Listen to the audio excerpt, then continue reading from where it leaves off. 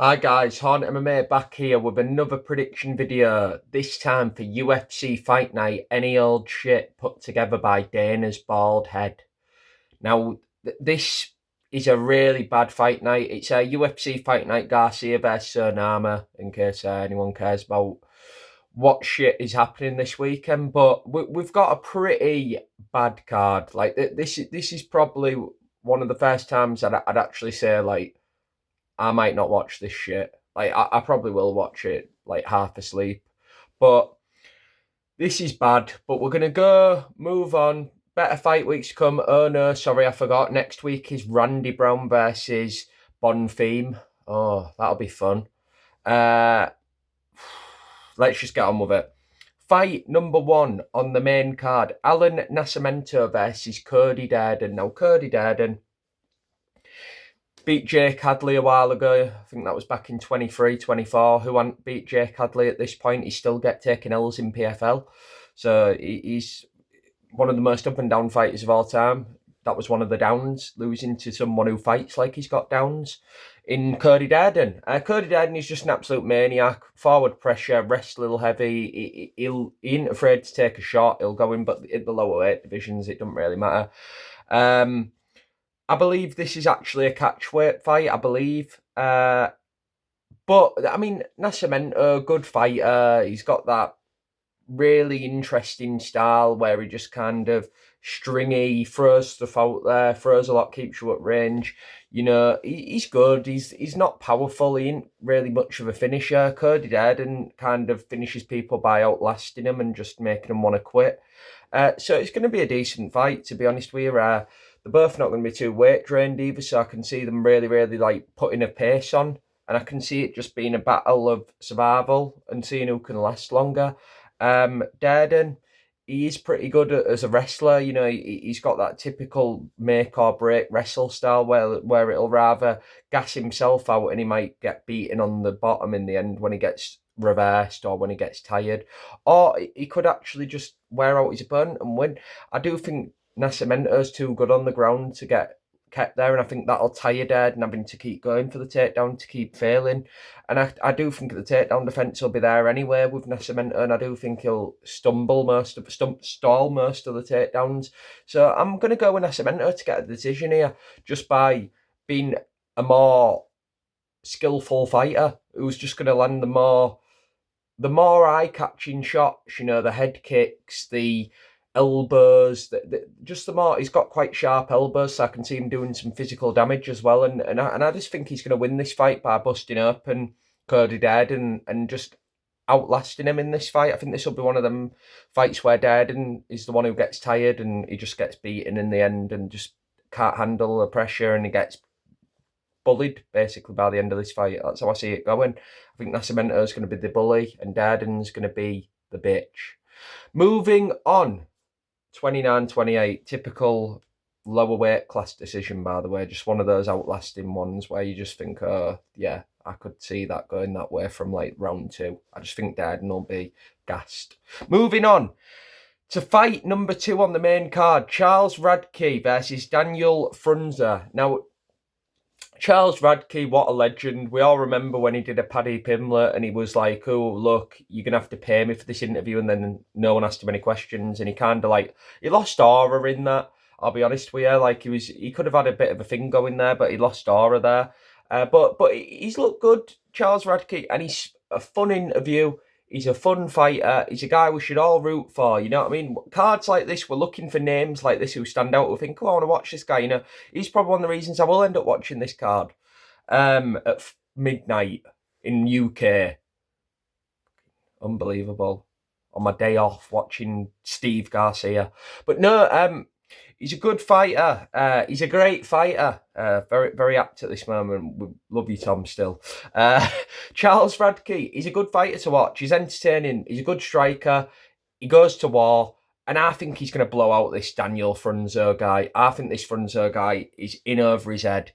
He's fighting the great Charles Radke, who's coming into his own, had some good performances. Yeah, he's had a few setbacks in and out the cage, but he's looking better now and he's looking good. I think he's going to be the gatekeeper. He's going to be the Nate Landwehr of this like that landwear of the welterweight division. I feel like he's just going to be that guy who puts on a great fight, wins some and loses some. And I think this is one where he's going to beat the inexperienced prospect coming off the Contender Series here. I think he's going to beat the shit out of him because in his fight on there, he looks like the kind of guy who gets hit a lot. And I just think that Charles Radke is a finisher and he's just going to catch him. And I think this will be the first finish of the card. And I think it'll come in round 1-0 overwhelm it. It'll be a typical UFC debut story where it just the lights were too bright of the Apex. You know what I mean? Which actually I think can be more pressure in an Apex because it's a small cage and you're fighting someone like Radke who comes for you. It's going to be a bad night for Runza. I think he's getting finished. TKO round 1, crumbling against the fence while taking shots. Probably some Michael Bisping, Luke Rockhold style shots to the head while he's against the cage. Jim Miller style when he beat up that other guy, that prospect, in like 40 seconds. I can see him doing that shit. Moving on to fight number 3 on the main card. Isaac Dulgarian versus Yadir Delvale. Now, this is going to be a great battle of jiu-jitsu. I'm really looking forward to this fight.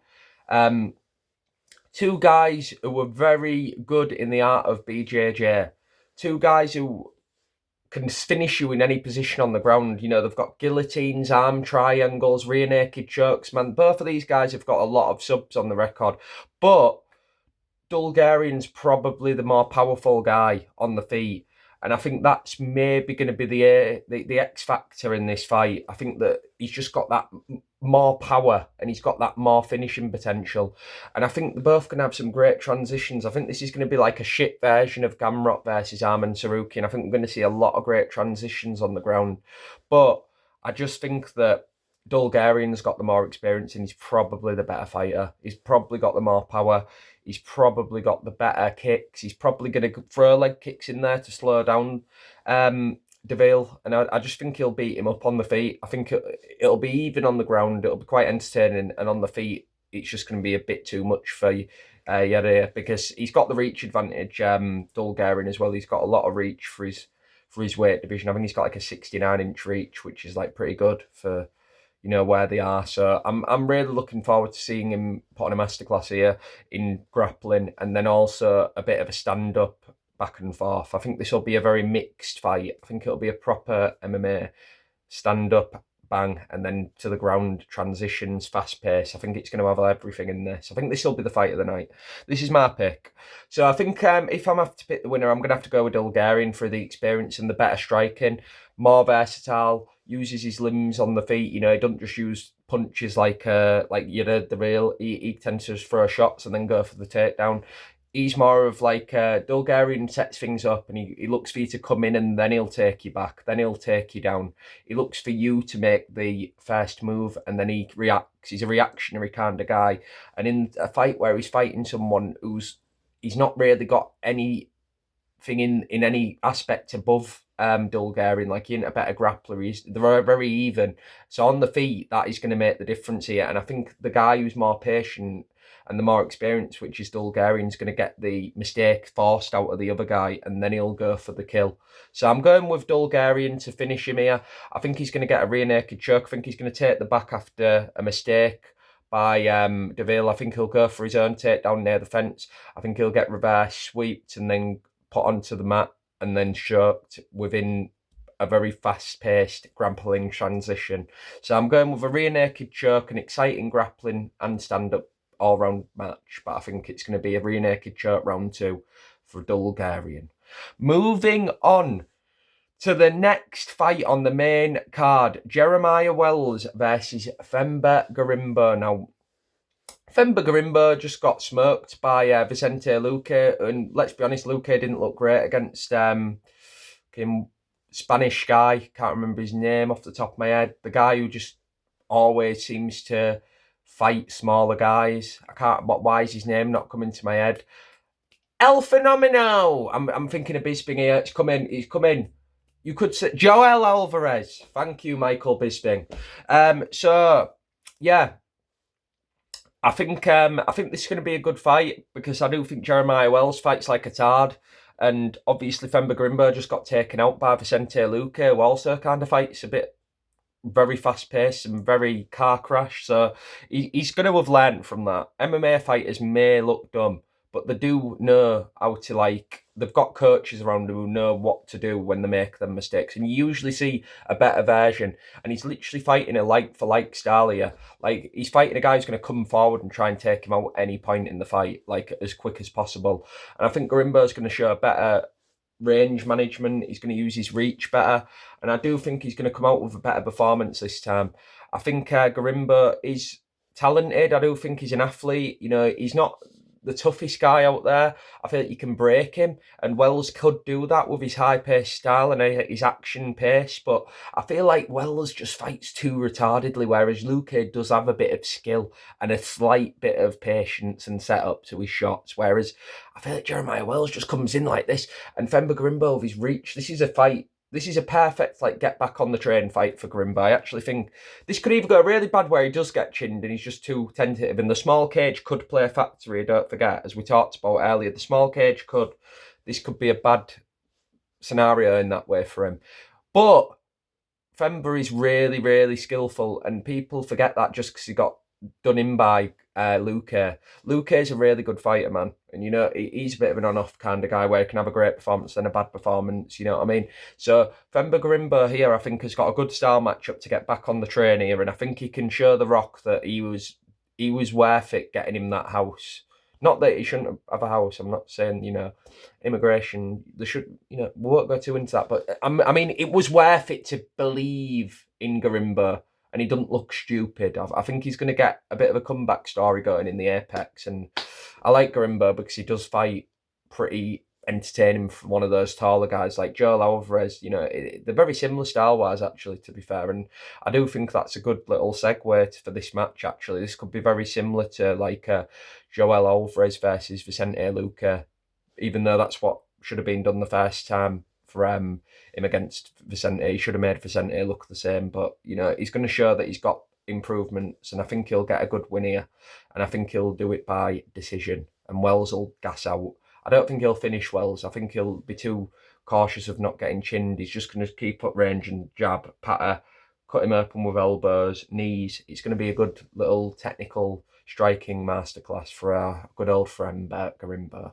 Moving 29, actually 30-27, I'm going for a unanimous 30-27 masterclass here. He's going to be emoting like Manel Capo up there, and we've got to wait till December to see him. So, you know, we're going to see an early preview of the chef of the Octagon, Manel Cap. We're going to see his lankier, starving Marvin-looking brother doing the same shit.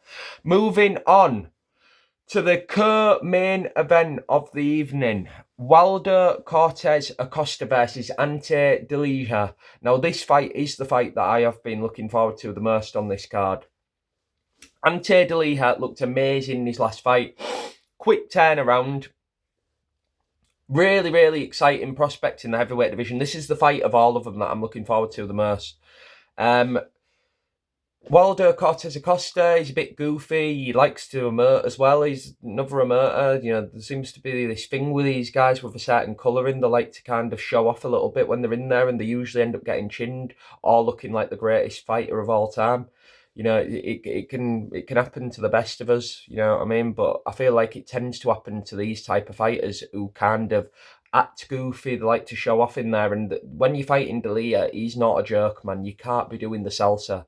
You need to be on. You need to be switched on in this fight, because I think he could get chinned early. I do think the most explosive heavyweight since Tom Aspinall coming on the scene and in the Apex, the most explosive heavyweight to hit the Apex environment since COVID is Ante Delija, and I think he's going to show that the reason that he was on a fight night, not an Apex card last time out, is because he's that next level above, and he's going to show that he is not the conveyor belt heavyweight who belongs in the cage at the Apex with Waldo Cortez Acosta. He's going to show that he's the heavyweight who belongs in the top 5, fighting the other heavyweights who actually have a bit of athleticism, and I think he's going to put out Cortez Acosta, and we won't see this guy on this card, this type of environment again. He's going to be fighting in big showcases on pay-per-views and crowded fight nights, because he's going to put on a knockout. All fans need, when you get knockouts like Delija, you need to have fans there, or it's a waste. So I'm seeing a Delija, a first round demolish job, and I think he's going to do it with a massive overhand right straight on the chin of Costa. I think Acosta's going to come in, a bit overextending himself, and he's going to get hit straight on the pipe and get put flat out. I think it's going to be similar to Taporia knocking out Charles Oliveira, except a bit more clunky because it's two big guys. But I think he's going to feel the full force and crumble and literally go down like a statue getting crumbled. So I think he's going to get absolutely slept in the first. I think he's going to come in, go for a goofy half-assed takedown, and he's going to get caught full on the chin. And he's going to go down like he's doing the salsa. And I don't want to see that fat waste of skin again. Moving on to the main event of the evening. Steve Garcia versus David Onama. Good fight, man, to be fair. I know I've been slagging this card off, but what a main event. I'm so excited for this. Two guys who, you know, we're used to seeing them maybe on the early prelims of pay-per-views, and we get to experience this on a main event on a Saturday in the Apex. How exciting. No, to be fair, it's not too bad of a fight, but I'm not excited for this. But my prediction, and I won't rant too much about how annoyed I am, but Steve Garcia is a good fighter, right? And he fights very, very aggressively. So he does deserve to be on a main event because he does try and entertain the fans. So I'm not going to go too in. But David Onama, man, he's like a worse version of Sadiq Youssef. He's like well-rounded, but nothing particularly special. He's got knockouts here and there, but they usually come from like just like TKOs. They're not particularly flashy. They're not particularly explosive. They're just like, oh, there it goes. Steve Garcia, remember that fight where he hit that guy when he was against the fence? He just hit him while he was near the cage on the ground. That was one of my favourite moments, actually, from his career. That was brutal. Steve Garcia is a dog, man. David Onama, well-rounded guy, will get beat by anyone who has any type of X factor, and I feel like that's the word of the card. I feel like the X factor in this fight also will make a difference. And Steve Garcia is aggressive, man, but he's good and he's well-rounded. And David Onama's not good enough in any area to cause Steve any trouble, I don't think. I think Steve Garcia is going to stay rangy at first. I don't think he's going to go in for the kill straight away. I think Onama's going to start thinking he's getting a bit of a foothold in the fight, and then bang, Steve Garcia just explodes into action, starts throwing, starts overwhelming him. It's going to be very similar to Khalil Roundtree versus Yuri Pauska. I feel like it's going to be the guy piecing up at first, and then the dog is just going to win by just pure will, power, and strength. And that's what that's what Steven Garcia does, man. I never forget that guy's name. He deserves respect. Anyone who fucking finishes someone against the fencing looking like Jesus on the cross and then just elbows him to the, you got to respect that guy. And he's going to finish David Onama in this fight. I think he's going to overwhelm him. I think it's going to be round 2. I think Onama's going to be winning round 1 just like Cyril Gane against Tom Aspinall. This is my prediction, what I've got on if that eye poke hadn't happened. And then the next round, Steve Garcia is going to show he's the guy. He's going to put the pressure on. He's going to explode into action. He's going to start throwing uppercuts. He's going to start throwing those really nasty elbows that he throws, what he finishes people with. And then he's going to end up getting him really hurt and start unloading body shots and landing one after the other until the ref comes in to save Onama from kidney failure. Round 2, Stevie. And he's going to finish by body shot blows. Thank you, guys. Thanks for tuning in. This has been a really good card to predict. I must say, I can't wait to watch it.